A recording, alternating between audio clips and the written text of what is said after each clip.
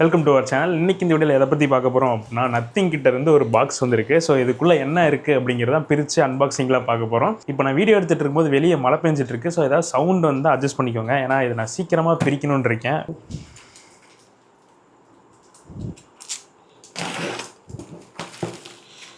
ஆக்சுவலாக பார்த்தீங்க அப்படின்னா பாக்ஸ்லேயே ஒரு கோடை போட்டேன்.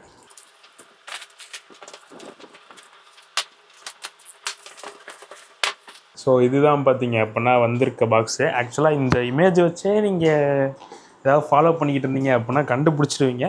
பட் இருந்தாலும் ஓப்பன் பண்ணுறேன். ஸோ உள்ளே வந்து பார்த்தீங்க அப்படின்னா ஒரு ஃபோன் இருக்குது. நத்திங் ஃபோன் 3யும் ஒரு 100 வாட்ஸ் கேன் சார்ஜருமே கொடுத்துருக்காங்க. ஓகே, இந்த சார்ஜரை பற்றி நம்ம அப்புறம் பார்க்கலாம். ஃபஸ்ட்டு ஃபோனை தான் எடுப்போம். உள்ளே வேறு எதுவும் இல்லை, அவ்வளோதான் அமைச்சிருக்காங்க. ஸோ இந்த பாக்ஸ் வந்து பார்த்தீங்க அப்படின்னா ஆக்சுவலாக நத்திங் ஃபோன் 2 எப்படி வந்துச்சோ அதே மாதிரியான டைப்பில் தான் கொடுத்துருக்காங்க. அண்ட் முன்னாடி வந்து பார்த்தீங்க அப்படின்னா ஃபோனோட ஃபோட்டோ பெருசாக போட்டிருக்காங்க. ஸோ பின்னாடி பார்த்தீங்க அப்படின்னா இருக்கிறத ஓப்பன் பண்ணுவோம். ஸோ ஆப்பிள் OnePlusக்கு அப்புறம் பார்த்தீங்க அப்படின்னா உருப்படியான ஒரு அன்பாக்சிங் எக்ஸ்பீரியன்ஸ் கொடுக்குறது வந்து பார்த்தீங்க அப்படின்னா நத்திங் தான். ஸோ இங்கே டைப் தான் ஓப்பனிங்னு கொடுத்துருக்காங்க. ஓப்பன் பண்ணுவோம். ஸோ உள்ள வழக்கம் போலே வெல்கம் டு நத்திங் இதெல்லாம் போட்டிருங்க. ஃபஸ்ட்டு ஃபோன் இல்லாமல் கேஸில் இருந்து வருவோம். ஸோ ஒரு டிரான்ஸ்பரண்ட் கேஸ் வந்துருக்கு. கேஸில் பார்த்தீங்க அப்படின்னா 3-4 ஓட்டை வந்து கொடுத்துருக்காங்க. ஸோ இதெல்லாம் எதுக்கு அப்படின்ட்டு ஃபோனை ரிவ்யூ பண்ணும்போது அதெல்லாம் பார்க்கலாம். அடுத்து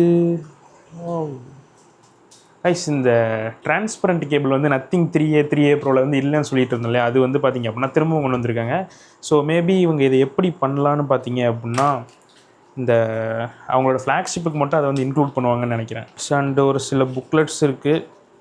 அண்ட் இந்த எப்பவும் இந்த ஐகானிக்கான இந்த பல்பு மாதிரி இருக்க சிம் எஜெக்டருமே உள்ளே கொடுத்துருக்காங்க. அடுத்து ஃபோனுக்கு வருவோம்.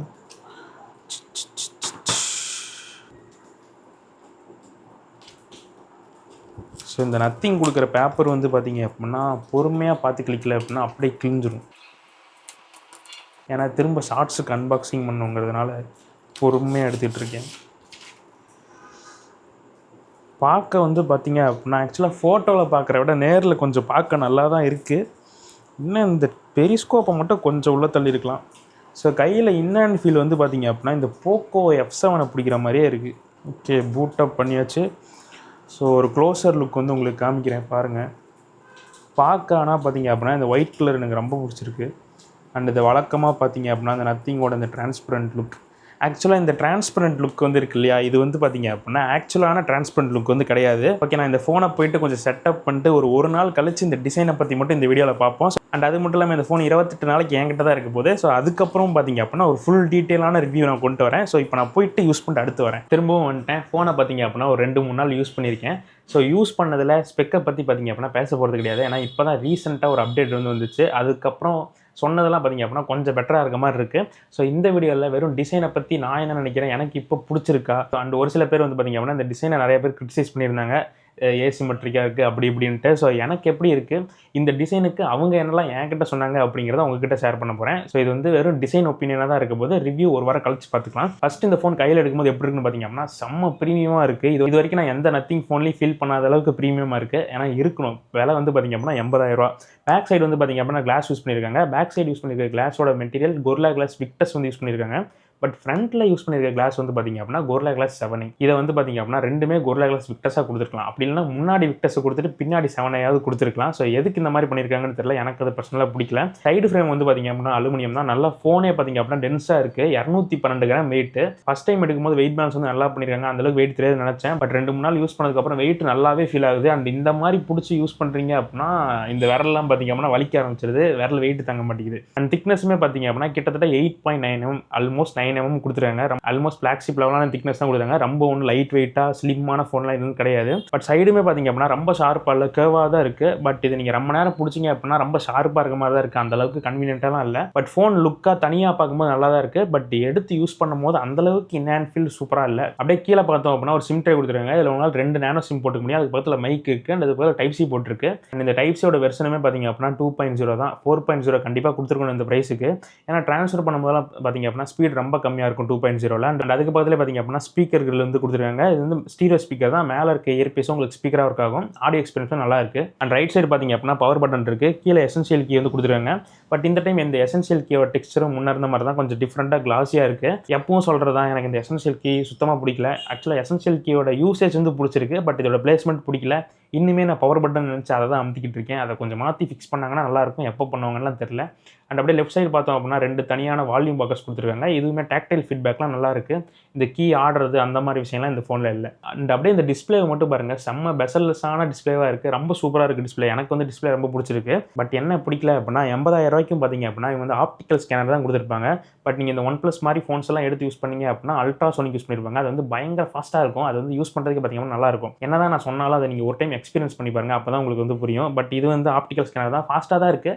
பட் அந்த லெவலுக்கான ஃபாஸ்ட் இல்லை. ஏன்னா அதெல்லாம் ஃபிங்கர் பிரிண்ட் ரெஜிஸ்டர் பண்ணுறதுக்கு வெறும் 2 டைம் வச்சிங்க அப்படின்னா ரெஜிஸ்டர் ஆயிரும். இதை நீங்கள் வச்சு ஒரு 10 டைம் வச்சுட்டே கிடக்கணும். அதெல்லாம் பார்த்தீங்க அப்படின்னா ஒரு மைனரான விஷயம் தான். பட் இருந்தாலும் 80,000 ரூபாய்க்கு இது வந்து கொடுத்துருக்கலாம். அண்ட் இன்னொரு விஷயம் சொல்ல மறந்துட்டேன். சைடில் இந்த மாதிரி வெள்ளையாக கோடு போட்டுருக்காங்க இல்லையா, இது வந்து நிறைய பேருக்கு என்னன்னு தெரியல. அதனால் இந்த வீடியோவில் எக்ஸ்பிளைன் பண்ணுறேன். ஏன்னா டிசைனை பற்றி தானே பேசுகிறேன். இது வந்து பார்த்தீங்க அப்படின்னா ஆண்டனா பேண்ட்ஸ் அப்படின்னு சொல்லியிருப்பாங்க. இது எதுக்கு கொடுக்குறாங்க அப்படின்னா ஃபோனோட சிக்னல் ரிசப்ஷன் இன்னும் பெட்டர் ஆகிறதுக்கு. மோஸ்ட்டாக இந்த பின்னாடி கிளாஸ் கொடுத்து சைடில் அலுமினியம் கொடுத்தோம் அப்படின்னா சிக்னல் வந்து ஈஸியாக ஃபோனுக்குள்ளே வந்து வராது. அதுக்காக பார்த்தீங்க அப்படின்னா இது வந்து பிளாஸ்டிக்கில், இது வந்து இந்த வெள்ளை கலர் கோடு இருக்கிறது வந்து பார்த்தீங்கன்னா பிளாஸ்டிக் லென்ஸ் தான். ஸோ பிளாஸ்டிக்கில் வந்து பார்த்தீங்க அப்படின்னா சிக்னல் ஈஸியாக பாஸ் த்ரூ ஆகும். ஸோ அதுக்காக தான் பார்த்து சிக்னல் ரிசப்ஷன் பெட்டர் ஆகிறது தான் பார்த்தீங்க அப்படின்னா இந்த லைன்ஸ் வந்து யூஸ் பண்ணுறாங்க. ஸோ அடுத்து யாரும் எக்ஸ்ப்ளோர் பண்ணாத விஷயத்தை உங்களுக்கு வந்து சொல்ல போகிறேன். இந்த டிசைனை வந்து அனலைஸ் பண்ண போகிறேன் இப்போ. ஸோ ஃபஸ்ட்டு உங்களுக்கு இருக்க கொஸ்டின் என்னவா இருக்குன்னு பார்த்தீங்க அப்படின்னா ஏன் இந்த டெலஃபோட்டோ கேமரா ஒரு சைடாக இருக்குது அப்படின்னு, இந்த அலைன்மெண்ட் பிரச்சனை. ஸோ இதை நானுமே அவங்க கிட்ட கேட்டேன். அவங்க ஆன்சர் பண்ணது என்னன்னு பார்த்தீங்க அப்படின்னா ஒரு வழியாக கன்வின்சிங்காக இருக்க மாதிரி தான் இருந்துச்சு. பட் இருந்தாலும் கொஞ்சம் பெட்டராக பண்ணியிருக்கலாம். அப்படி தான் இருக்குது. இந்த பெரிஸ்கோப் பக்கத்தில் வந்து பார்த்திங்க அப்படின்னா ஒரு ரவுண்டு மாதிரி போட்டிருப்பாங்க. இதனால் நீங்கள் என்ன நினைக்க வாய்ப்பு இருக்குன்னா இந்த பெரிஸ்கோப் வந்து இப்படி திருப்பி வச்சிருக்காங்க அப்படின்னு நினைப்பீங்க. பட் இந்த வெளியே போட்டிருக்கிறீங்க வந்து சும்மா டிசைன் தான். ஆக்சுவலாக பெரிஸ்கோப் வந்து இந்த மாதிரி ஸ்ட்ரெயிட்டாக தான் இருக்குது, ஆங்கிளாக இருக்குது. அண்ட் அது மட்டும் இல்லாமல் இந்த பெரிஸ்கோப்போட சைஸ் வந்து பெருசாக இருக்குது. அதனால் எங்களால் இது கரெக்டாக அலைன் பண்ண முடியல அப்படிங்கிறாங்க. ஸோ இன்னும் கொஞ்சம் நவுத்தி வச்சிருக்கலாமே அப்படின்னு உங்களுக்கு டவுட் வரும். எனக்கு வந்துச்சு, நானும் கேட்டேன். பட் இன்னும் கொஞ்சம் நவுத்தி வைக்கும்போது பார்த்தீங்க அப்படின்னா செல்ஃபி கேமராவோட பிளேஸ்மெண்ட் வந்து பார்த்திங்க அப்படின்னா இங்கே இருக்குது, அதுக்கு இடைஞ்சலாக இருக்கும் அப்படின்னு சொன்னாங்க. பட் செல்ஃபி கேமராவை மூவ் பண்ண முடியாது, அது வந்து சென்டராக தான் இருக்கணும். அதுக்காக அப்படி சொன்னாங்க. அண்ட் அது மட்டும் இல்லாமல் இந்த கிளிஃப் மேட்ரிக்ஸ் இருக்கு இல்லையா, இது வந்து பயங்கரமான ஒரு ஸ்பேஸை வந்து ஆக்குபை பண்ணுது உள்ள அப்படின்னு சொல்லியிருந்தாங்க. ஸோ அப்படி ஆக்குபை பண்ணுற மாதிரி இருந்தால் இந்த கிளிஃப் இன்டர்ஃபேஸை கொடுத்துருக்காங்கல்ல. ஸோ அதனாலேயும் பார்த்தீங்க அப்படின்னா இந்த பெரிஸ்கோப் அலைன்மெண்ட் இப்படி இருக்குது அப்படின்னு அவங்க சொல்கிறாங்க. பட் எனக்கு பார்த்தீங்க அப்படின்னா இந்த அலைன்மெண்ட்லாம் பிடிக்கல. ஸ்ட்ரைட்டாக இருந்தால் தான் எனக்கு வந்து பிடிக்கும். பட் நான் இந்த ஃபோனை கையில் எடுக்காத வரைக்குமே பார்த்தீங்க அப்படின்னா எனக்கு அந்த மாதிரி ஃபீல் தான் இருந்துச்சு. பட் எடுத்து 2-3 நாள் யூஸ் பண்ணதுக்கப்புறம் நான் அதை பெருசாக கண்டுக்கவே இல்லை. எனக்கு பார்த்தா இது வந்து ஒரு அலைன்மெண்ட் தப்பாக இருக்கே அப்படின்னு நல்லா உத்து பார்த்தா மட்டும் தான் தெரியுது. அதை வந்து நான் மறக்க ஆரம்பிச்சிட்டேன். இப்போ பெரிய பிரச்சனையாக இருக்க மாதிரி இல்லை. பட் ஃபஸ்ட் டைம் யாராவது உங்கள் ஃபோனை பார்க்குறாங்க அப்படின்னா கண்டிப்பாக பார்த்தீங்க அப்படின்னா அதை நோட் பண்ணுவாங்க. அண்ட் இந்த டைம் இந்த கேமரா பிளேஸ்மெண்ட்டில் இன்டர்னலாக ஒரு சேஞ்ச் வந்து பண்ணியிருக்காங்க. என்னன்னு பார்த்தீங்க அப்படின்னா எப்போ இந்த பிசிபிக்கு மேலே பார்த்தீங்க அப்படின்னா கேமரா லேயர் வந்து வைப்பாங்க.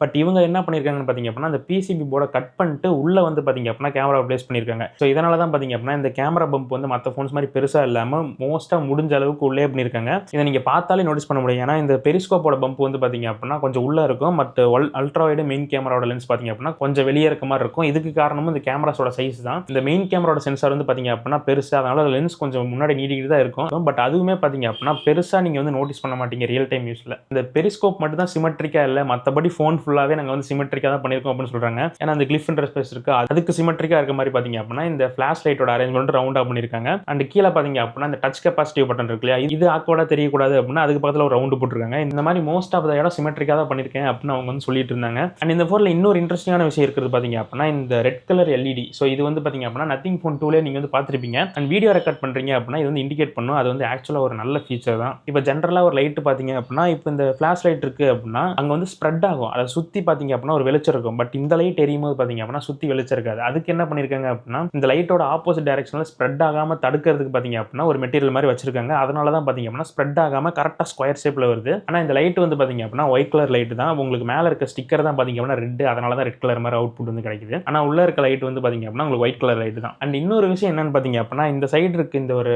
ஹாஃபாக கட் பண்ண மாதிரி காயில் இருக்கு இல்லையா, இது வந்து NFC காயிலும் கிடையாது, ஒயர்லெஸ் சார்ஜிங் காயிலுமே கிடையாது. இது வந்து பார்த்தீங்க அப்படின்னா சும்மா ஒரு டிசைன் ஆஸ்தட்டிக்ஸ்க்காக தான் கொடுத்துருக்காங்க. வெறும் ஸ்டிக்கர் தான் பார்த்தீங்க அப்படின்னா உள்ள இருக்க லேயர். இந்த NFC எங்க இருக்குன்னு பார்த்தீங்க அப்படின்னா இந்த கேமரா மாடியூல் இருக்கு இல்லையா, அந்த லேயர்லேயே பார்த்தீங்க அப்படின்னா NFC வச்சு மறைச்சிருக்காங்க. மேலே பார்த்தீங்க அப்படின்னா ஒரு ஸ்டிக்கரை வச்சு கவர் பண்ணியிருக்காங்க. இன்னொரு விஷயம் டிசைனில் நோட் பண்ண வேண்டியது என்னன்னு பார்த்தீங்க அப்படின்னா இங்கே வந்து ஒரு ஷேட்ஸ் மாதிரி கொடுத்துருக்காங்க.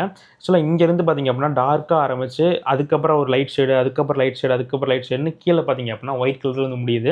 இதெல்லாம் பார்க்க பார்த்தீங்க அப்படின்னா யூனிக்காக இருக்குது. டக்குன்னு பார்த்தீங்கன்னா தெரியாது, நல்லா நோட் பண்ணி பார்த்தீங்கன்னா தான் தெரியும்.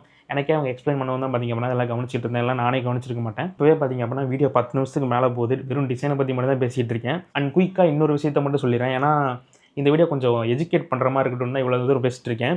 இங்கே வந்து பார்த்திங்க அப்படின்னா ஒரு மைக் மாதிரி இருக்கும் இந்த கேமராவுக்கு பக்கத்துலேயும், அப்புறம் இந்த இடத்துலையும் பார்த்திங்க அப்படின்னா ஒரு குட்டி மெஷ் மாதிரி கொடுத்துருப்பாங்க.